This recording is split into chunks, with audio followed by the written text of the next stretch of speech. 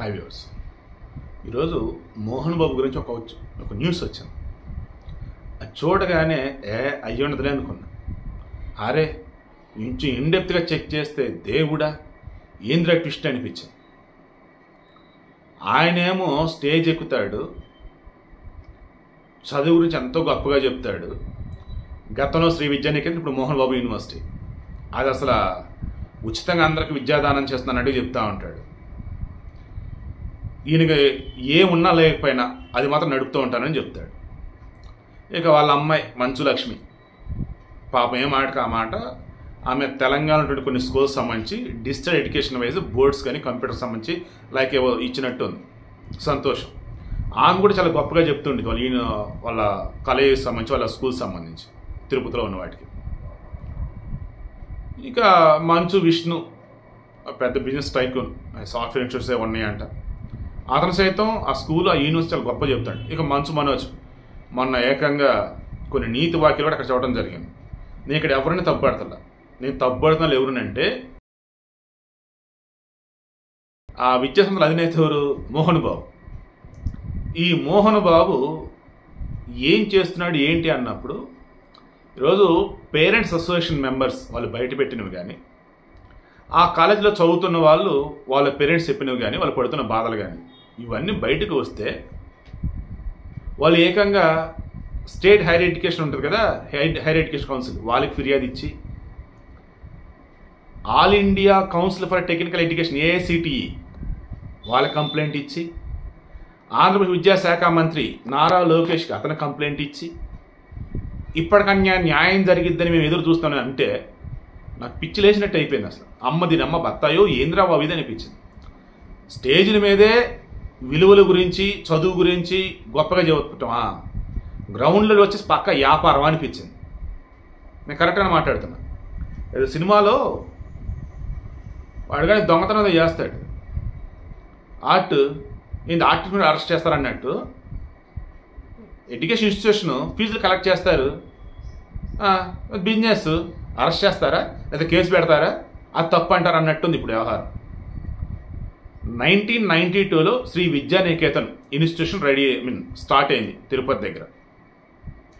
ఆ తర్వాత ఇక అందులోనే school, college, engineering campus, medical campus, film related, ఇలా మొత్తం 9 రకాల ఇన్స్టిట్యూషన్, ఈవెన్ అగ్రికల్చర్కి సంబంధించి కూడా ఉన్నాయి.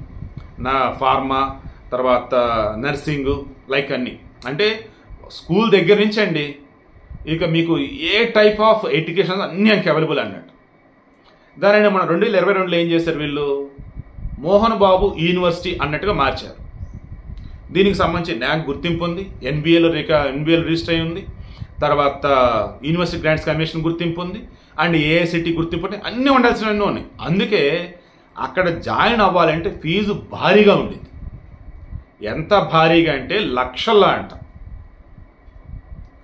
మామూలుగా ప్రతి స్టేట్కి ఈ ఫీజులకు సంబంధించి ఒక రెగ్యులేటర్ కమిషన్ ఉంటుంది.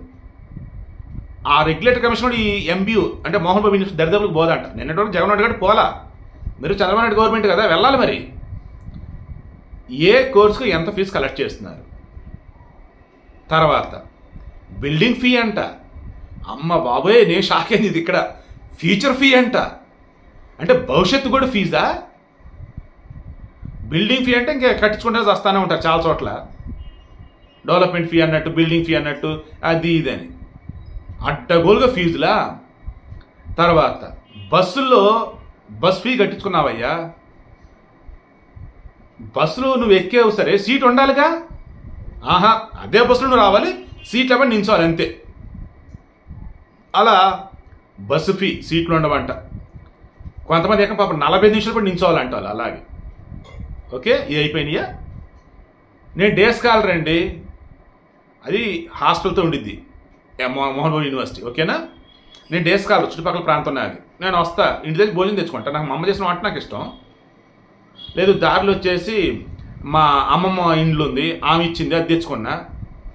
లేదు నా ముడ్డి కింద 22 సంవత్సరాలు వచ్చి నా గర్ల్ ఫ్రెండ్ వంట చేసి ఇచ్చింది, అదేంట. ఆహా, తప్పు. మోహన్ బాబు యూనివర్సిటీలోనే మధ్యాహ్నం పోయి నువ్వు చేయాలి, దానికి మళ్ళీ డబ్బులు కట్టాలి. మీకు లాజిక్ అర్థమవుతుందా? ఆయన ఉచితంగా పెడతల్లా ఏడా తినాలనటానికి. నువ్వు ఇంటి దగ్గర తేవద్దు, ఇక్కడే తినాలి అంతే. మళ్ళీ ఆ టైమింగ్ కూడా చూడండి అసలు. ఇదంతా కూడా పేరెంట్స్ అసోసియేషన్ చెప్పినవే. టైమింగ్స్ ఏంటి, 2:15 నుంచి 3:15 అంట. ఆ టైంలో కొంతమంది అన్నం తినాలంటే ఏం తింటారండి? 1:15, 2:15 అంటే ఓకే, సరే 1:15, 3:15 అంటే ఓకే. ఆ 2 గంటలు తిన్నాడు తింటాడు, వెళ్ళినోడు వెళ్తాడు. సో టైమింగ్ కరెక్ట్గా లేదు. ఇక లెక్చరర్స్ విషయానికి వద్దాం. ఏఐసిటి నిబంధనలు ఉంటాయి. ఇప్పుడు కొన్ని స్కూల్స్లో నిబంధనలు ఏంటంటే, బీఈడి చేసిన వాళ్ళు ఉంటారు కదా, MA BEd, BA BEd, BCom BEd, MSc BEd ఇలా ఉంటారు. బీఈడి చేసిన వాళ్ళకి సంబంధించి ఈ స్కూళ్ళలో అది సిబిఎస్ఈ అయినా, ఐసిఎస్ఈ అయినా, తర్వాత స్టేట్ సిలబస్ అయినా సరే, వీరికి సంబంధించి వాళ్ళు ఈ టీచింగ్ ఫీల్డ్లో ఒక రకంగా బెస్ట్ అన్నట్టుగా అండ్ వాళ్ళు కొన్ని ఇవ్వచ్చు అనమాట, ఇవ్వాల్సిన బెస్ట్ థింగ్. ఇక నార్మల్ ఉంటారు, వాళ్ళు కొన్ని అప్పచెప్పకూడదు. అలా ఏఐసిటి నిబంధనలు కూడా ఏం చెప్తాయంటే, పిహెచ్డి చేసిన వాళ్ళు, ఎంటెక్ చేసిన వాళ్ళు, ఇలా కొన్ని ఉంటాయి రూల్స్ అండి, ఇంజనీరింగ్ వాళ్ళకి సంబంధించి, అగ్రికల్చర్ వాళ్ళకి సంబంధించి. అలా రూల్స్ ఫాలో అవ్వకుండా ఎవరైనా పెడతాం లెక్చరర్స్గా పెట్టారు. వాళ్ళకి అనుకున్నంత స్కిల్స్ లేకపోయినా పెట్టున్నారు. దానికి తోడు అకాడమిక్ స్టార్ట్ అయ్యి 2 నెలలు అవుతుందా, ఇప్పటికి 15 మంది లెక్చరర్లు మానేశారంట.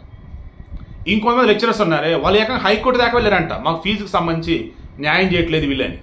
అది నాకు చెప్తుంది అసలు ఇంత ఏంటి అసలు. మంచు ఫ్యామిలీ మీద ట్రోలింగ్లు వస్తున్నాయి ఏంటంటే, వాళ్ళు మాట్లాడుకున్నా ఆహా వాళ్ళ గురించి నిజాలు తెలిసి రకం చేస్తారనిపిస్తుంది ఇప్పుడైతే నాకు. ఇంత దారుణమా? ఇమ్మీడియట్గా మంచు మొన్న ప్రెస్ మీట్ పెట్టి ఆ పేరెంట్స్ అసోసియేషన్ వాళ్ళు చెప్తుంది నిజమా అబద్ధమా చెప్పాలా.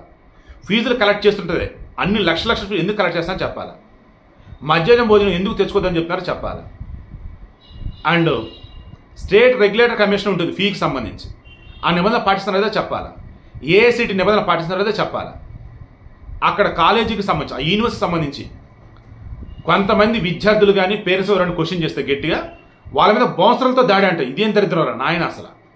సో నువ్వు ఎదురు క్వశ్చన్ చేయకూడదు. ఇంక నువ్వు అసెంబ్లీలో కూడా మనం ప్రశ్నిస్తామండి, అక్కడ ఏదైనా చేరాని ఏదైనా చేస్తా పోతా ఉంటే అప్పుడు స్పీకర్ వాళ్ళ ముందు బయటకు నెక్కబండి రాబో అంటే బౌన్సర్లు వస్తారు.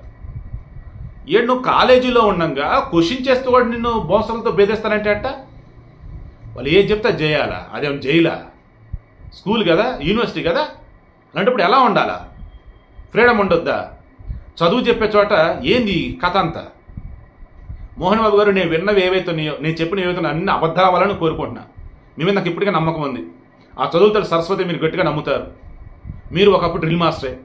సో అటువంటి అతను మీరు ఆ రకం స్కూల్స్ పెట్టున్నారు అండ్ మీరు రాజ్యసభ ఎంపీగా చేస్తున్నారు. సో అటువంటి మీ మీద ఇటువంటి ఆరోపణలు వచ్చాయంటే ఇవి ఖచ్చితంగా ఆరోపణలే, నిజం కాదనేవి మీరు ప్రూవ్ చేయాలి. బట్ చదువు విషయంలో మాత్రం ఎవరికి ఎటువంటి కొరత రానివ్వకండి. అండ్ పనిలో పని మీరు ప్రెస్ మీట్ పెట్టి ఒక చెప్పేటట్టయితే మీ యూనివర్సిటీ తరఫున ఎంతమందికి ఉచితంగా మీరు చదువుని అప్పచెప్తున్నారు, రైట్ టు ఎడ్యుకేషన్ కింద మీరు ఎంతమందికి చదువుని అందిస్తూ ఉన్నారు, ఎటువంటి పిల్లలకి మీరు సాయం అందిస్తూ ఉన్నారు, ఇవన్నీ కూడా మీరు రివీల్ చేస్తే చాలా హ్యాపీగా నేను కోరుకుంటూ ఉన్నా.